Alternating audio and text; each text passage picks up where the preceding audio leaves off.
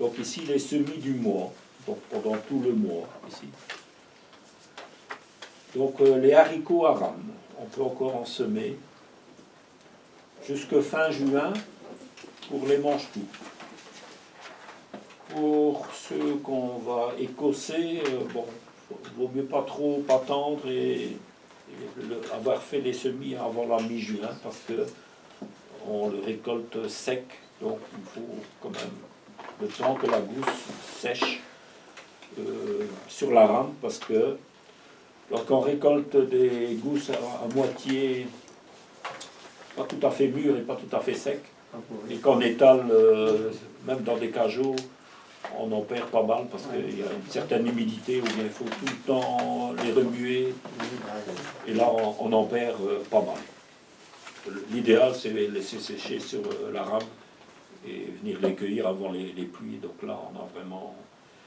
Et si c'est semé trop tard, ben la gousse est encore trop verte et il y a les premiers froids, humidité et la gousse va pourrir, donc avec le grain.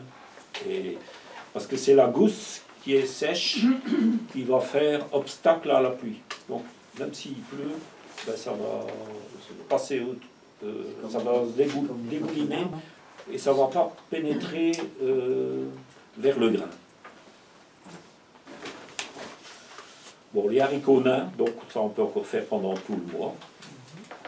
Et on pourra même encore le faire jusqu'à la mi-juillet pour les mange-tout. Et même on peut encore le faire après, mais c'est pas toujours garanti de succès parce que en fonction de la saison. Donc ça on en reparlera les mois qui viennent. Donc il faut savoir que les haricots nains à filet qu'on parle, parfois c'est souvent utilisé je crois que c'est en France souvent qu'on utilise ça. Donc c'est vraiment des haricots à manger jeunes. Parce que dès que c'est un peu plus grand, donc c'est vraiment fin, il faut manger fin, parce qu'après il y a très vite des fibres. Donc autour des gousses c'est vraiment, et ça devient mangeable. Alors il y a encore temps de semer les poirées. Poirées, bêtes ou blettes. Donc aussi bien ceux à carde que ceux à petites cardes et les feuilles. Et les semis actuels, ben, on va les garder tout l'hiver. Donc, et même quand il fait froid, ça peut disparaître, mais ça repousse dès qu'il fait à nouveau meilleur. Donc, et au printemps. Donc on aura encore une repousse au printemps, même s'il y a une bonne gelée, ben, les cardes ont un peu pourri, disparu, mais ça repousse. Alors ça donne vraiment... C'est un légume intéressant parce que aussi bien la carde que les feuilles, et c'est volumineux hein, comme légume. Donc ceux qui aiment bien faire des tourtes aux légumes, par exemple, là, c'est délicieux. Ou bien les gratins avec les cardes, donc très bon. Alors, le fenouil à bulbe, il y a aussi le fenouil vivace, donc, qui ne fait pas le bulbe, mais qui fait les feuilles et les graines. C'est parfois difficile à réussir, mais cette période-ci, c'est encore l'idéal. Pourquoi? Toujours en juin, classiquement, on a toujours l'humidité et de la chaleur. Et ce légume-là a vraiment besoin de ça. Donc, il doit pousser rapidement. Dès qu'il traîne, s'il y a eu trop de sécheresse ou une période de froid, il monte plus vite à graines. Bon, ça n'empêche pas, si on a semé celui à bulbe, et qu'on a les feuilles, ben, on peut quand même utiliser feuillage, et bon, même si ça monte, ça donne quand même un goût dans les crudités. Mais on n'a pas le beau bulbe pour utiliser la base des feuilles, en fait, qui fait le bulbe. Donc, et on a intérêt à en semer régulièrement, je veux dire, les semaines ou tous les 15 jours pour dire des petites quantités, parce que parfois on tombe mieux dans un bon créneau quand même, parce qu'on sait le temps qu'on a maintenant, mais on ne sait pas ce qu'on va avoir dans une semaine, ça peut être tout à fait différent. Donc en semant comme ça régulièrement des petites quantités, ben, on aura toujours un semis qui sera dans les bonnes conditions et qui va aboutir à un beau bulbe. le navet. Donc on peut commencer, enfin, il y a peut-être déjà des gens qui ont semé au printemps, pour avoir très tôt. On peut commencer pour en avoir un peu plus tôt, mais ce n'est pas encore la période idéale. Le mieux, c'est à partir de juillet et août. C'est en juillet et août qu'il faut prévoir le semis principal. Parce que là, encore une fois, c'est un légume qui a besoin d'humidité, hein, et souvent on ne l'a pas. Et il monte assez vite à graines alors. Alors les semis faits à partir de la mi-août, alors là, ouais, donc en juillet, août, mais ceux de mi-août, c'est ceux-là qui résisteront le mieux au gelé. Pourquoi? Parce que le bulbe il sera plus petit, et il sera moins, quand il y aura moins d'eau, et tiendra mieux l'hiver, tandis que les plus gros, qui sont en maturité, peuvent geler.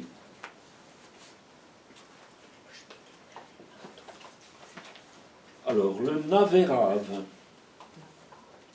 ou on appelle ça aussi chou navet ou rutabaga. Rutabaga, je crois que ça dit un peu plus.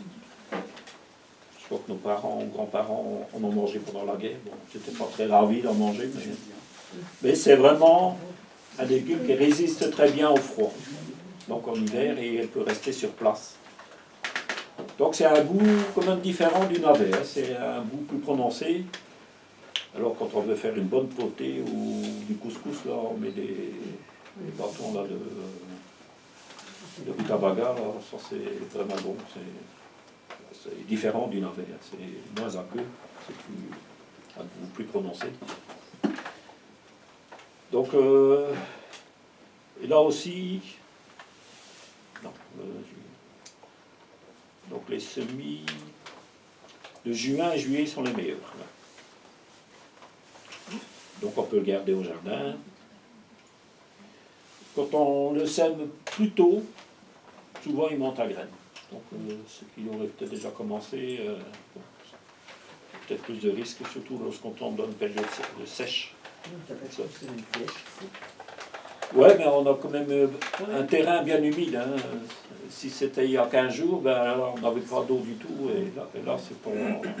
On a beau arroser, c'est pas pareil. Alors le chou rave, donc c'est encore différent, c'est pas le navet rave, le chou rave. Donc la différence entre un chou rave et le navet rave, le chou rave c'est l'enflement de la tige, donc au-dessus des racines.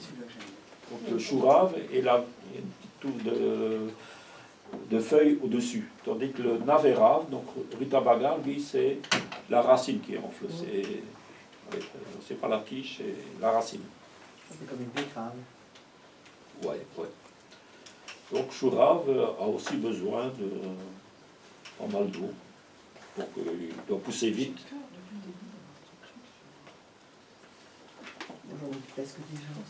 Alors, on va rester dans les tubercules. Les radis d'été, d'automne et d'hiver. Donc ça se cultive un peu comme les carottes. Donc il y a des radis d'été qui viennent d'un beau, rouge, gros. S'il y en a pas mal d'eau, ben voilà, c'est bien plein. Si c'est chaud et sec, on aura plutôt des radis piquants et qui vont monter à graines très vite. Donc là, il faut ressemer régulièrement. Alors, les semis de juin à juillet à récolter en octobre-novembre, donc avant l'hiver. Donc faire un bon semis de ramonas. Ah, c'est une spécialité de Rita, ça. Donc là, bon, on peut en faire un sirop, mais alors on peut faire une très bonne soupe là. Donne un peu la recette, Rita, la soupe au ramonas, là. Tu avais fait ça. C'était pas avec du lait, ça? Non. Non. Un peu de l'eau et... de l'ail. Je sais plus, il faudrait que je regarde. Ah. Bon. En tout cas, c'était bien bon. Ah oui, j'en ai ramené pour... ah ouais, c'est vraiment... Ouais. Allez, c'est crémeux comme ça. Ouais. Ah ouais, on aurait dit qu'on aurait mis de la crème fraîche, mais... Allez, pas forcément. J'ai eu tout, du pané, de ci, de là, mais... Michel, c'est la même sur le blog, parce que c'est moi, mais quand on dit plus, La recette. Ah ouais. Parce que maintenant, on a Moi, je l'ai préparé dans la salade. Ouais, mais Ah, je l'ai aussi, oui. je l'ai noté quelque part. Je pense qu'elle avait donné la recette. Donc, c'est de le mettre. Le râpé en salade, c'est bon aussi. Oui, le ramonas. Ouais. Mais c'est assez piquant. Ah, c'est hein, fort, hein. Oui, ouais. mais je le mélange avec d'autres, avec la salade de blé ou des trucs. Ah oui, donc c'est plus en Et la assaisonnement. betterave rouge Ouais. mélangée. Bah, la roquette, c'est la même chose. Hein. La Ah roquette, ouais. c'est parfois assez piquant, mais lorsqu'on C'est un bon goût. l'accompagne avec autre chose, une autre crudité, bah, ça donne un piquant et bah, c'est bon. Hein. C'est ça qui fait que... Alors, les brocolis à jet. Donc là, c'est différent des brocolis à grosse tête. Donc ça, ce sont vraiment des variétés qu'on sème maintenant. Il y en a certaines qui produisent avant l'hiver et d'autres après l'hiver. Donc il y a un peu de toutes sortes. Il y a des blancs, il y a des violets. Donc il y en a même, je crois que ça porte un nom de Noël, je pense, ouais, pourpre de Noël, par exemple. Ben voilà. Donc voilà, ça produit en hiver. Et ce sont des petits bouquets. Et ça vient assez haut. Ça peut venir assez haut. Et à la fin de l'hiver, début du printemps, ça continue, ça s'ouvre, il y a des feuilles, des fleurs. Et là, c'est encore pour attirer les pollinisateurs. Donc là, on a vraiment les premiers bourdons et les abeilles sauvages qui viennent là-dessus. Donc ça, c'est intéressant aussi. Donc là, le principe, c'est brocoli à jet. On coupe, ouais, c'est pas la grosse tête, mais on recoupe chaque fois et à chaque fois, ça repousse. Et on peut utiliser les tiges et même les jeunes feuilles. Hein. Donc tout est bon à manger. Hein. Alors, n'oublions pas les chicorées. Italiennes, mais les autres aussi. Hein. Donc, toutes les chicorées peuvent être semées à partir de juin. Donc, scaroles, j'en dis frisées, et toutes les chicorées sauvages. Donc, le pain de sucre et toutes les chicorées italiennes, chioggia, etc. Donc tout ce qui est escarole et en défrisé, bon, ça ne tient pas l'hiver, mais voilà. Ça, on peut étaler les semis. J'ai déjà expliqué ça souvent, mais on va en revenir là-dessus. Donc les premiers qu'on sème, c'est des plus actives. Donc il faut savoir que la chicorée a quand même un goût amer, un peu amer. Il faut s'habituer à ça. Et c'est très bon pour la santé. On peut réduire ce goût amer en couvrant pendant une semaine la pomme avec un plateau ou bien voilà, un plastique noir. Voilà, il faut voir que ça ne pourrisse pas, mais ça diminue l'amertume. Un pot de fleur à l'envers. Voilà. Pour les pains de sucre, il ne faut pas trop traîner parce que lorsqu'on sème trop tard, on n'arrive plus à avoir une belle pomme avant l'hiver ou pendant l'hiver. Et alors, ouais, ça continue à pousser tout l'hiver, mais après, dès que le printemps arrive, ben, ouais, ça fait des feuilles, mais ça fait vraiment pas une belle pomme, et puis ça monte à graines assez vite. Donc pas attendre trop longtemps pour les pains de sucre. Alors il y a pas mal de gens qui le font aussi, soit en alvéole ou soit en terrine, et repiquer, et puis repiquer au jardin. Parce qu'on n'a pas, on n'a pas toujours la place, et comme ça permet de ne pas attendre trop longtemps. Parce que, comme j'ai dit, avec le pain de sucre, si on attend trop longtemps, on dit tiens, j'attends que j'ai une place au jardin, mais après c'est un peu tard, on n'obtient plus la belle pomme. Ben, ça met quand même du temps à pousser, hein, cette belle pomme. Alors, au niveau crudité, on peut encore semer les laitues d'été et toute saison. Bon, c'est vrai que ça craint quand même les chaleurs, mais il faut essayer de trouver des coins à mi-ombre. On sait que les laitues, l'idéal pour se lever, c'est 15 degrés, c'est l'idéal, jusqu'à 20 degrés, et même moins, c'est bon aussi. Mais au-delà de 20 degrés, 25 degrés, au-delà de 25 degrés, ça ne lève plus. Donc quand on a une période de canicule, ben, quand Quand on sème, on dit tiens, ça ne lève pas. On se dit tiens, c'est les graines qui sont plus bonnes. Mais non, c'est la température qui fait que ça ne lève plus. Et ça va lever une fois que la température baisse à nouveau. Les laitues à couper sont, donc à semer sur place, sont plus résistantes à la montaison. Donc ça fait des feuilles, mais ça ne fait pas une pomme. Et elles sont plus résistantes aux chaleurs. Donc tout repiquage à racines nues entraîne forcément une montée à graines plus rapide aussi. Parce qu'on a stressé un peu la plante, donc ça c'est inévitable. Donc les laitues à couper, c'est maintenant ou juillet? Non, non, Laitue à couper, c'est toute toute l'année. saison, hein. Laitue à couper tout le temps, mais quand il fait chaud, il résiste mieux à la montaison. Ça fait pas des pommes, c'est ouvert, ça fait pas mal de feuilles. Comme la bolle et tout ça, ça fait des belles laitues. Comme genre en feuille de chêne, parfois on trouve ça sur les marchés. On dirait que c'est comme une pomme, hein, mais c'est pas une pomme, mais ça fait un truc là.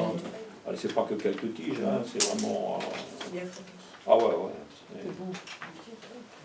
c'est un peu plus croquant. Alors, les choux de Chine. Après le 18. Donc on peut déjà commencer maintenant. Et ça aussi, ça a besoin d'humidité, chaleur, mais on peut encore continuer juillet et août. Donc au plus tôt qu'on sème, ça doit pousser vite, et bon, s'il y a des périodes de sécheresse, chaleur, ça peut monter à graines. Ça, c'est aussi un légume qu'il faut ressemer régulièrement pour tomber dans un bon créneau.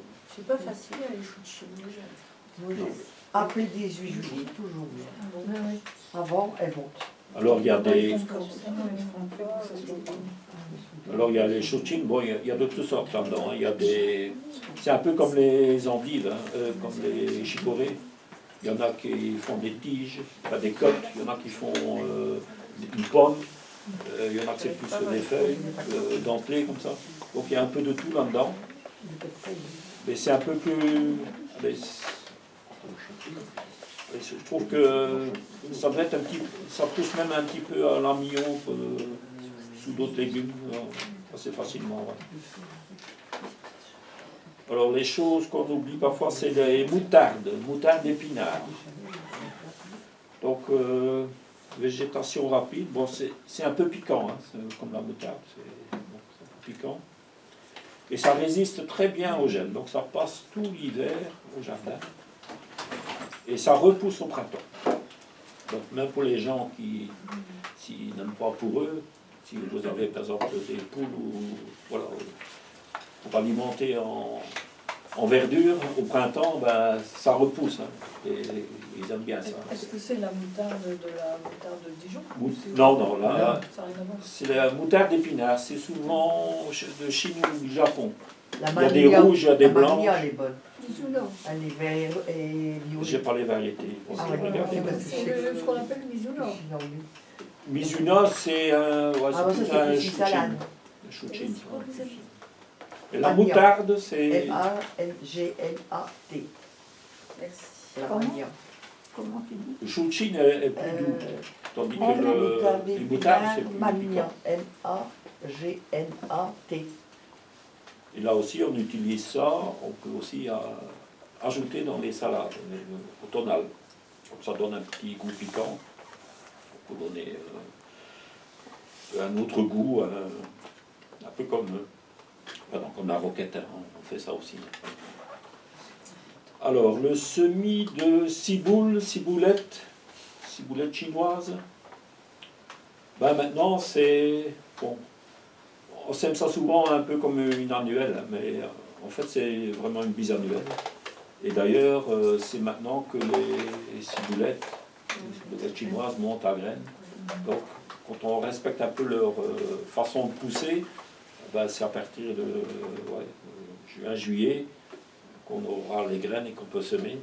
Et ils vont très bien lever. Donc, si vous avez prélevé des graines l'année passée, vous semez ça maintenant. vous allez avoir une bonne réussite de levée. Alors, pas oublier le persil. Donc, c'est le bon moment pour semer du persil maintenant pour en avoir tout l'hiver et jusqu'au printemps. Donc, celui qu'on a semé plus tôt, bon, il ne va pas monter à la graine aussi vite, mais il sera déjà plus grand.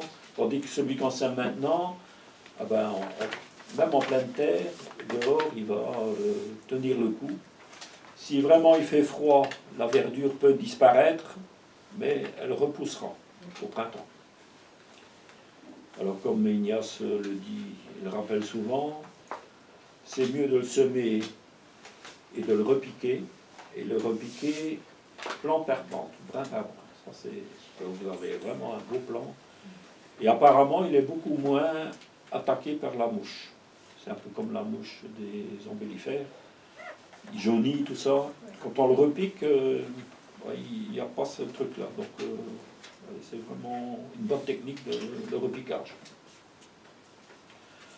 Alors, si vous avez une serre, vous mettez quelques pieds en serre froide.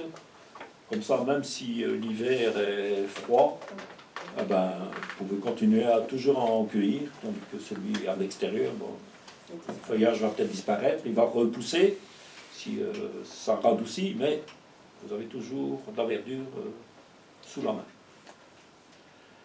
Alors souvent, lorsqu'on a des plantes comme ça qu'on a mis en serre et qu'on laisse grainer, bon, après on a un semi-spontané, hein. Une fois du ça va, c'est il y a un an ou deux, en pleine serre, voilà, c'était tout plein, les tapis. Alors repiquer les petites plantules un peu partout, voilà. Vraiment intéressant. Scorcenaire et salsifis. Bon, on dit déjà, scorcenaire, salsifis, donc c'est, on dit déjà, voilà. Habituellement on sème ça comme une annuelle, donc souvent mars, souvent avril, là, quand la terre est un peu plus chaude, on sème ça. Mais si on veut vraiment des racines convenables, à l'automne, il n'y aura pas encore, et il faut vraiment attendre la fin de l'hiver pour avoir vraiment des belles racines, parce que souvent les conditions climatiques ne sont pas vraiment là. Et donc une autre façon de faire, c'est de la cultiver en bisannuelle. Donc c'est semer maintenant. D'ailleurs, c'est maintenant que les plantes qu'on a laissées commencent à fleurir et à grainer. Donc, si on respecte ce cycle-là, mais seulement il faudra attendre 1 an et demi avant de le consommer. Donc, ça veut dire que semer maintenant, on pourra récolter à l'automne l'année prochaine.